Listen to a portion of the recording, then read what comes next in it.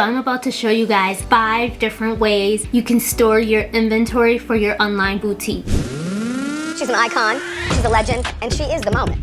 Now come on now. What's up, icons? It's the iconic fashion figure, and as you guys can see, I'm getting ready to show you guys 5 different ways that you can store your inventory for your online boutique. Not gonna keep talking about it, I'm just gonna jump right into it with the first method. So of course, the easiest way to store your inventory, and I'm sure the first thing that probably comes to most people's mind, is in bins like this or like this. It's easy to take different bins that are pretty affordable that you can find in most stores and just put a label on the front of the bin and put your inventory in there. Now, I will say with this, when it comes with the bin method, it can become disorganized as you grow. It can be harder to find items because you're digging through bins.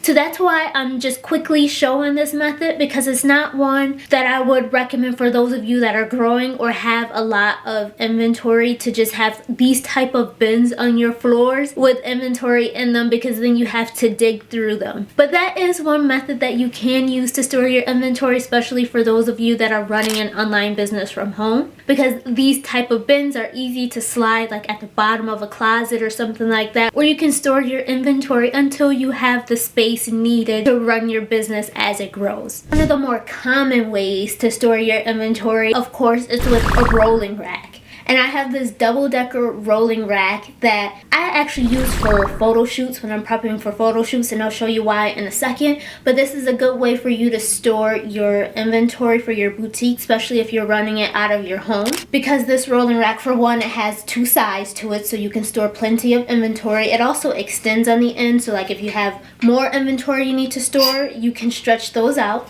I'm gonna have to insert a clip, but on the side, it has these racks on the side where you can store like scarves and belts or any type of accessories if you sell that for your boutique. And then down at the bottom of the rack, it has a shelf down there so you can store items down there as well. When I do my photo shoots, I usually use that for shoes, outfits that I'm wearing for the photo shoots, obviously hanging, and then on the side, any accessories that I need for those outfits. But if you have a boutique at home and you want to store your inventory this way, you can. Now, I will say with this, the reason I say it's not one of the easier ways, or one of the ways I personally would do it, is because let's say your inventory comes in pre-packs. Now you have to take every item and unpack it and then hang it.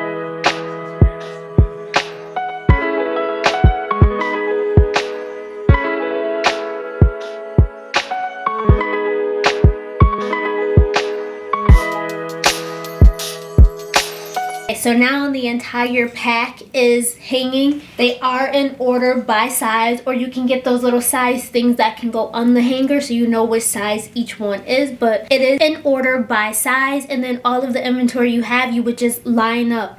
This method is good for those of you that like to see your inventory hanging up, or if you wanted to like re-steam this, or let's say the original packaging that your product came in, you don't actually ship your items in there, so you would be taking that packaging off anyway. This could work for you. Now, the reason I say this isn't the easiest is because for those of you that are selling e-commerce, and let's say you are using that same packaging that your garments came in, you have to go through all that work of unpacking it, putting it on hangers and hanging it up, and then when it sells, you have to go through the process of repacking it all over again back into the same packaging it came in. So that can add in extra steps, extra work for you that isn't necessary, and time is money. We don't want to waste time doing things we don't need to do. So if you're shipping your products in the packaging it comes in, I would say use one of the other methods. I wouldn't specifically use this one unless you really want to see your items hanging up. But a rolling rack is one method to store your inventory for your online boutique, which if you like this rolling rack, I'll be sure to link the rolling rack that I specifically have so that you can purchase it if you would like it. It does collapse, so if you're not using it at any time, you can fold it up and then store it away in a closet or like underneath the bed or anything like that. But if you don't want to purchase a rolling rack, or it's not within your budget right now to purchase a rolling rack, if you have an empty closet at home, room, you can use the same concept in an empty closet. I'll let you guys know right now, I don't have any closets that are empty. I have too much stuff. All my closets are full, so I'm not about to empty out a closet to show you that. But it would be the same concept. You would just be hanging the clothes up in there just like you would if you were hanging your clothes up in your own personal closet. But that's one of the methods you can do. So I'm gonna be really quick with this method because I feel like I've shown this to you guys before when I was showing like how I used to do my drop shipping. Because this Ikea system, which I'll put a better picture up on the screen since I know you can't see my entire thing, but this Ikea system you can use to store your inventory in as well. I will say this thing is like really sturdy. It is heavy. I have the size that is the 4x4, so that means you have 16 cubicles. And on mine, I customized it a little bit where I did buy, let me do this one. I have these drawers on here. So these top drawers, you can store like your packing supplies and anything that you might need for your inventory up here, or like you're using a thermal printer to print the labels for the bins. You can store that in the drawers up here. And I have a total of 8 drawers, so that way I have plenty of space to really organize the stuff that I need to up here. Then at the bottom, there's these bins where they just slide out, and these bins are really big. Again, I'll put a picture on the screen so you guys can see the full bin. But then I have the inventory in there. I will say these bins, because they are so big, if you're buying like one pre-pack of a style, you won't need these big of a bin because it's not going to take up that much space, or you can store multiple styles into one bin. I will say for the bin that I have here to store pre-packs, I would say I can fit about 3 to 4 pre-packs into one bin, depending on the type of product you're selling. If you're selling like hoodies and sweatsuits and things like that, you might only fit one pre-pack, but if you're selling dresses or anything that is like form-fitting and it's packed flat, you can fit several pre-packs into a bin. I don't have labels on my bin just because I like the clean look. It looks like a white wall right here, but you can put the labels on the bins as well, like right on the handles, so that way you know what's actually inside that bin. And the handles are on both sides, so you can actually access your inventory from either side. But that is the Ikea system if you want to store your inventory that way. This is an easy method, really easy to stay organized, and I'll show you guys some of the other options of different things you can actually put into these bins to really customize them for you. Oh, the main thing I wanted to mention about these bins is the fact that it almost works like a divider. So in my office space, I have my desk on one side,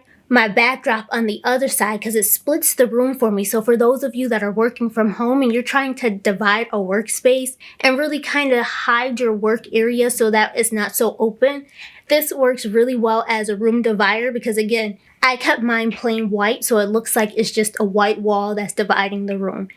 On the top, I do have like some decor up there to separate the room, but on the end, my printer is actually over there because that's where I keep my printer at, but then some decor on the top. So it looks like it is just room decoration and it's not actually inventory storage. Ignore my lips in this video because I completely forgot to turn on my mic, but I'm going to show you how you can use these bookcases to store your inventory. And as you can see, these are technically the cases for my shoes, but just for you guys, I removed my shoes off of the shelves so I can show you how to use them. Now, my bookcases came from Target. I believe they're $40. They tend to go up in price from time to time, but I'm almost sure they're still $40 right now, and they're called the 5-shelf bookcase if you look it up on Target's website. But anyway, basically, I just put the products right on the shelves by pre-pack, so it'll basically be by style. And then in the stacks, I organize them by size. So the top size is going to be the smallest size and then working down to the largest size. And as you can see, I have 2 per shelf. So if there's 5 shelves total, you will have space to put a total of 10 different styles on here. And as you can see, technically, I have space above each pre-pack, so I can put more products on each shelf. But when you go to pull and pack your orders, then I would have to sort through to find the right style that I want, and then of course find the size as well. But that's up to you how you want to do it. If you need more space, I'm just trying to make that $40 stretch for you until you grow your business and you add on to the shelves or even buy different shelves. And then on the front of each shelf, it is flat, so you can create product labels and then put those on the front of the shelves. The shelves are also adjustable, so if you wanted to use like the Ikea bin, as you can see, the way I have my shelves adjusted, the Ikea bin will not fit on those shelves unless I were to adjust them. But I will say the Ikea bin is wider than the Target bookcases, so it will hang off of the shelf just a little bit, maybe by like 2 inches. But if you want a cleaner look so you don't just see the product on the shelf, you can use a bin and put it on the shelf. The only thing with the bins is that you then have to pull the bins off of the shelves and then dig through the bins to find the item you're looking for. But it does give you a cleaner look if you use the bins versus having the product directly on the shelf. And for this last method for storing your inventory for your online boutique,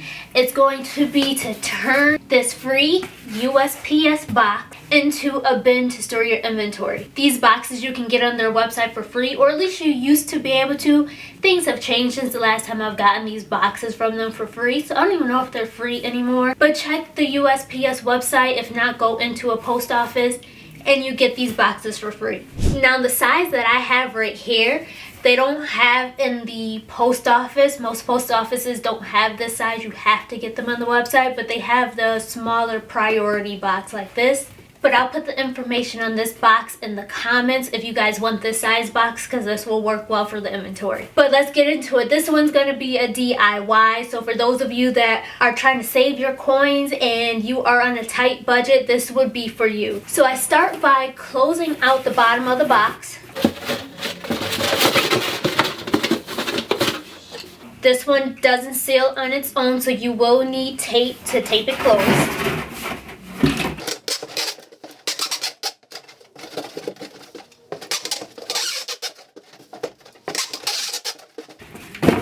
Okay, now that is taped down at the bottom, you're only taping the bottom. You're not taping the top, because now I'm going to use a box cutter and I'm cutting off the flaps that are on the top because you won't need those.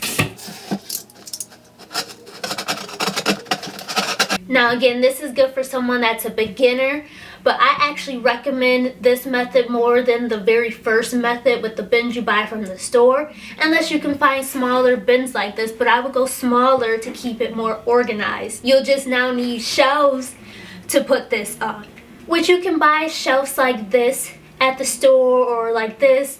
Any shelf that you can find, you can buy those shelvings and put these bins on there, or even like the bookshelf that I just showed you guys. So like I was mentioning before, for those of you that want a cleaner look instead of having the product directly on the bin, we can take those items and put it into our DIY bin and then put that bin on the shelf. This box fits pretty well on the Target bookcase instead of the Ikea bin because it is smaller. It still hangs off about like an inch at most, but you can't really tell it's hanging off as much. And then as I mentioned before too, when it comes to the bins, it does give a cleaner look, but you'll have to dig through the bin to get the item that you're looking for. That's the drawback with using bins for your inventory, but it does work if you prefer to have that clean look with the bin on the shelf. Now I ran through those 5 methods pretty quickly just because the setup on all those, trying to unpack all this stuff and hang it and box it and all that stuff for you guys, took more time than it took for me to record.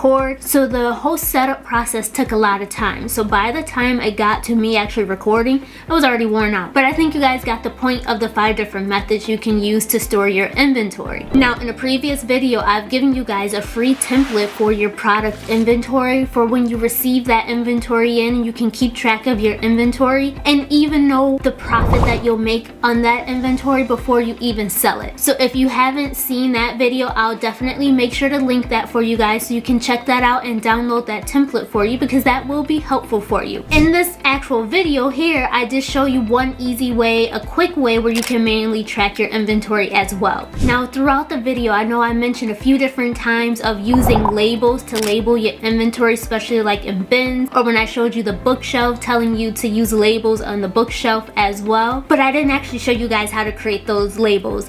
And the reason I didn't show it in this video is because I've done videos before using my thermal printers and showing you guys how to use your thermal printers to print labels. And in the most recent thermal printer video I did, one of the things I showed you that you can make with a thermal printer is labels for your inventory. So if you haven't seen that video yet, I'll link that video as well. Check out that video also if you haven't seen that already. And that's an easy way to print the labels for your inventory, and you don't need to buy ink to do it. And then the last thing I just wanted to throw out there to you guys that are starting your business, if you don't have shipping accounts set up with like UPS or FedEx, set up those shipping accounts because one, you can set up invoicing so you can pay for the shipping later. They'll send you an invoice and then you pay for the shipping. You don't have to pay for shipping up front. Two, you'll have access to free supplies if you need those shipping supplies as well. So set up your shipping accounts at ups.com and fedex.com if you haven't done so already. But that's it for today's video. Thank you guys for watching.